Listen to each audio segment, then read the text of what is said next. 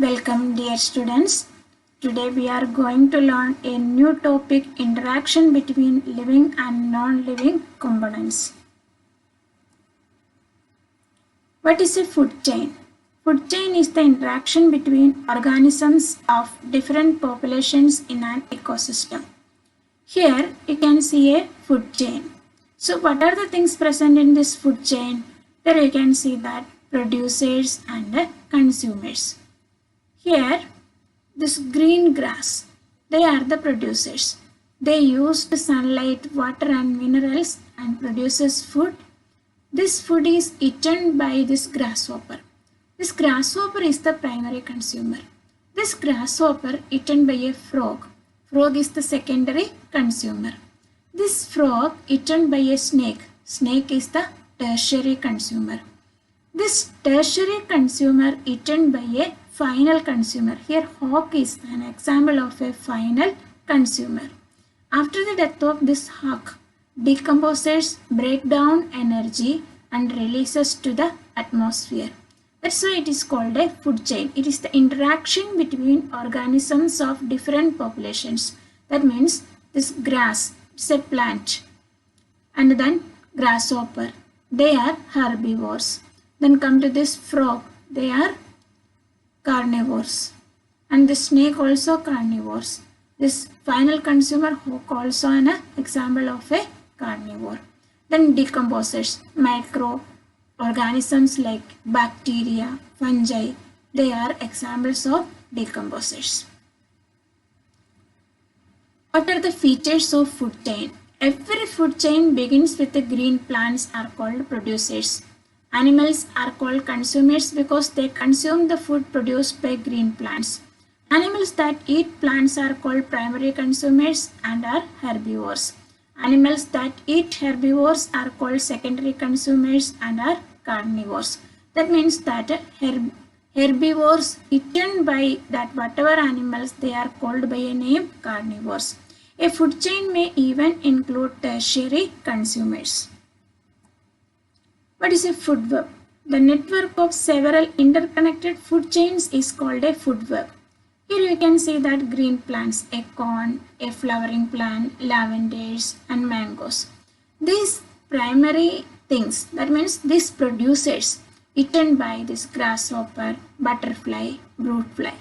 Then they are eaten by rat, frog, dragonfly, thrush, and this animals are eaten by the snake or this wolf, and finally at final stage this eagle. That means that there are a number of chains are there. This number of chains are interconnected. That's why it is called a food web. Let us give that differences between food chain and a food web. Food chain is a sequence of eating and being eaten among the living organism to transfer food energy. Food web is a system of interconnected food chains. Food chain has maximum 4 to 5 trophic levels. In the case of food web, it has numerous food chains. This food chain is a part of food web. Many food chains form a food web. Food chains do not help in stabilizing the population of endangered species. Food web helps in stabilizing the population of endangered species. The death of an organism at a trophic level causes loss of subsequent levels of food chain. Food web provides alternative sources of food to organisms. These are the differences between a food chain and a food web. What is ecological pyramid? This shows that pyramid of number, pyramid of biomass and a pyramid of energy. What is pyramid of number? It's a graphical representation that shows the number of organisms at each trophic level. Example, grassland ecosystem. Pyramid of biomass is a graphical representation designed to show the biomass or bioproductivity at each trophic level in a given ecosystem. Example, pond ecosystem. Pyramid of energy, it shows the flow of energy from one trophic level to next in an ecosystem. The energy measured in kilocalories. Example, earthworms breaking down dead organic material to make their food. Let us study in detail by a diagram. Here, look here. Here, biomass pyramid. Here, this oak tree eaten by a caterpillar. These caterpillars are eaten by a blue tit, and it is eaten by a sparrowhawk. That means that this biomass shows that produces large amount and up to the top. So its size decreases. So that means that it's an upright pyramid. Then come and see this pyramid of number. Here also you can see that producers are large in number. But come to this primary consumers, their number decreases. Then come to the secondary consumer, again that number is decreasing. Then come to that tertiary consumers, that number decreases. That means it shows an upright pyramid. Here, energy pyramid. Producers or produces large amount of energy. When it is eaten by a primary consumer or herbivores, 10% of energy lost from there. Then these herbivores are eaten by that secondary consumers. Again 10% of energy lost. These secondary consumers are eaten by that tertiary consumers. Again 10% of energy lost. So this shows an energy, how it is consumed and how it is lost is shown by an energy pyramid. Let us study the relation between that animals and plants and animals. That means that interdependence between organisms. Here you can see that animals obtain food from plants and animals obtain oxygen from plants. They get shade and protection from trees. Plants utilizing oxygen and releasing oxygen. Plants helps in recycling matter. Then come and see that what are the importance of plants and that animals. That means that how animals are useful for plants. Plants obtain carbon dioxide from animals. Plants depend on animals for pollination and seed dispersal. Plants obtain nutrients from dead remains of animals. Interspecific interactions, positive or beneficial interactions and negative or antagonistic interactions. In this type, both the interacting members are benefited. They include symbiosis, commensalism, and scavenging. What is negative interaction? In this type, only one of the interacting member is benefited and the other one is harmed. They include predation, competition, and parasitism. What is symbiosis? It's a close long-term interdependence of two different species in which both are benefited. There is a close association between organisms of different species, mutual benefit of both the interacting species. Example, lichens. In that lichens, algae and fungi come together and lived together. Here both are benefited. Flowers and their pollinators. From that flowers, butterflies suck nectar and carry pollen grains to other plants. Here, look in this figure. Here you can see that turtles and there are some algae. They are growing there. Some algae, some lichen. These all are present here. So this shows that symbiotic relations. What is parasitism? It's a negative interaction between organisms of two different species. One organism, usually the smaller of the two, lives on or within the larger one and obtains food and shelter. Parasite is benefited by the association. Host is always harmed or gets no benefit. Cuscuta and sandalwood are plant parasite. Now we are going to study in detail about animal parasites. Look here, ectoparasites and endoparasites. This flea, tick, mite, these all are examples of parasites. They live on the host's body. That means they are present on the surface of the body. That's why they are called by a name ectoparasites. See these endoparasites. These parasites living inside the host's body are called endoparasites. Here look here, this tapeworm and this number of roundworms are there. These all are present in that interior. That means that inside the part of our digestive system, and also they are present in animals' body. study now predator-prey interaction. The interaction between two organisms of unlike species in which one organism hunts and feeds on the other organism is called predation. The organism that captures and feeds is called predator. They hunt only when they are hungry.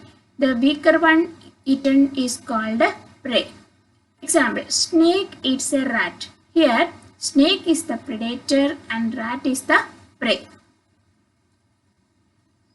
Now let us study the abiotic or non-living components of ecosystem.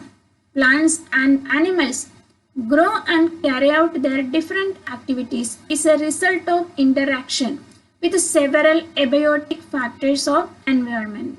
So what are abiotic factors? That wind, sunlight, water, humidity, temperature, these all are examples of abiotic factors. Let us study the classification of abiotic components. They can be divided into inorganic substances, physical factors, climatic factors, and edaphic factors. So then what are inorganic substances? Minerals and gases are called inorganic substance like phosphorus, sulfur, calcium, sodium. These all are examples of mineral substances. Oxygen, nitrogen, carbon dioxide, water vapor are examples of gases. They are involved in the cycling of nutrients in the ecosystem. What are physical factors? Air, soil, water. These all are examples of physical factors. Then what are climatic factors? Sunlight, temperature, pressure, humidity, and wind. What are edaphic factors? Soil textures, features of land surface. So this helpful for the growth of that different type of plants and also that animal life. These edaphic factors are important. Let us study the differences between diurnal animals and nocturnal animals. Animals that are more active during daytime are called diurnal animals. Examples are butterfly and pigeon. Animals that are active only during night are called nocturnal animals. Examples are bat and cockroach. Let us study the differences between hibernation and estivation. What is hibernation? It's a state of inactivity and metabolic depression in endotherms. It mostly occurs during winter months. Here you can see that this animal sleeping during this winter months. So this shows that it's inactivity. That means that availability of food, climatic conditions all are dependent for this hibernation. What is estivation? It's a state of animal dormancy taking place in the summer months. It's an inactivity endured in response to high temperatures and arid conditions. Here you can see that estivation by a certain type of animals, how they are arranged themselves, a kind of mutual estivation there you can see here. Types of ecosystem. Mainly, ecosystem can be divided into terrestrial ecosystems and aquatic ecosystem. Depending upon the type of habitat, terrestrial ecosystem may be three types: forest ecosystem, grassland ecosystem, and desert ecosystem. What is aquatic ecosystem? Freshwater ecosystems like pond, lake, river. These all are examples of aquatic ecosystems. What are marine ecosystem? Sea, seashores, estuary, all are examples of marine ecosystems. What do you mean by marine? Salty water. You know that sea, seashores, estuary, everywhere salty water is present. Like ecosystem is called marine ecosystems. What are producers? Green plants are called producers. Here, where were that green plants present? You know that already in that forest. In that forest, that plants or trees we can divide into different groups. They are annuals, biennials, perennials, and layers in a forest. What are annuals? Plants with a lifespan of 1 year. That means they are also called by the name herbs. Plants with a lifespan of 2 years are called biennials. Plants that survive for several years are called perennials. What are that layers in a forest? The trees in a forest are divided into different shapes and sizes. That's why it's called a layers in a forest. Let's study what are the different layers in a forest. Canopy. Topmost layer formed of crown of leaves of tall trees are called a canopy. Understory. The middle layer formed of shrubs and tall grasses are called a understory.